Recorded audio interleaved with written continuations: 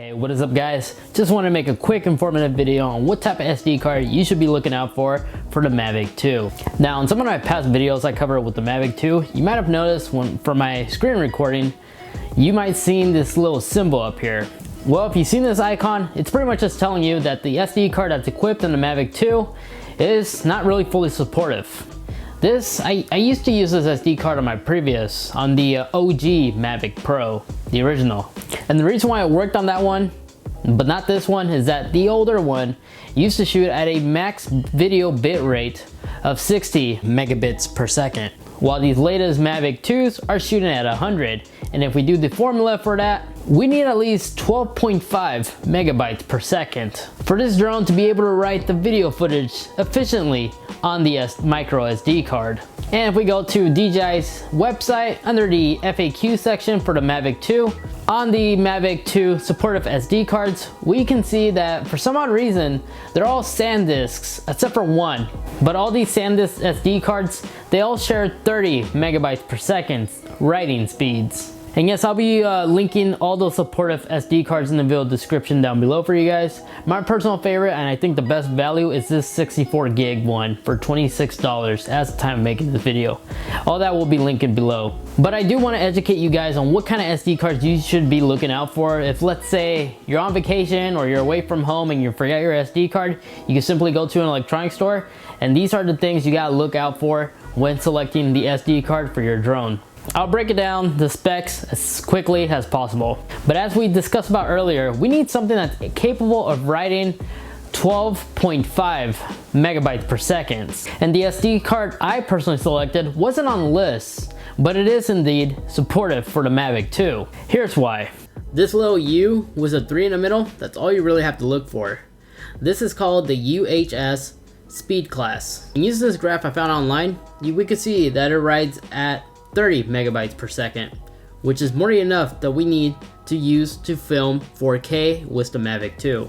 Now honestly, SD card ratings are kind of confusing because they use 3 different rating systems that I've seen. The oldest rating was the one with the numbers and the circle in the middle. But since the highest one can only go up to 10 megabytes per second, this isn't the one you want to get. So following the graph, we need one with the U with a 3. Or the V30. Both of these SD cards with these 2 number gradings will work just fine on the Mavic 2. But one thing I noticed about the video speed class, the new one, the new grading they're using really, those cards are usually tend to cost a little bit more. And it's really unnecessary. It's kind of overkill. 60 megabytes per second writing, yeah. But that's pretty much all you have to look for. Here, just in case you're uncertain how much capacity you need for your Mavic, I shot every single resolution for 1 minute on the Mavic 2 and log in that data in this graph. Of course, it's going to be a little bit different for the Mavic Pro, but this is a great way for you to get a better understanding how much capacity you need. So for example, if you plan on shooting at a resolution of 3840 by 2160 in 30 FPS, that's 749 megabytes. Literally half a gig. So a 16 gigabyte micro SD card wouldn't do it for you. Feel free to pause this video for you to take a deeper look to see what memory SD card capacity is best suited for you. So with all that being said, you might be saying to yourself, if you were able to shoot these video clips at 4K, why should I buy an SD card since this one was clearly working out for me just fine? Here's the thing, if you're using the wrong compatible SD card, you run the risk of your footage possibly chopping up into bits, frame rate droppage, or even worst case scenario, data corruption. It's just not worth it. And also, for my personal experience, when I was using these slower cards, the synchronization when you're using, like, let's say the new hyperlapse feature available on the Mavic 2, the synchronization percentage takes a little bit longer to complete. So if you want the best overall experience with your drone, I would highly suggest making sure you get the UHS 3 rating or the V30. And if by any chance you stumble upon one of these confusing SD cards that have the 10 megabytes per second circle rating, but it has the U3, from what I tested, they work just fine. It doesn't give you that little indicator that the SD card's low or anything like that.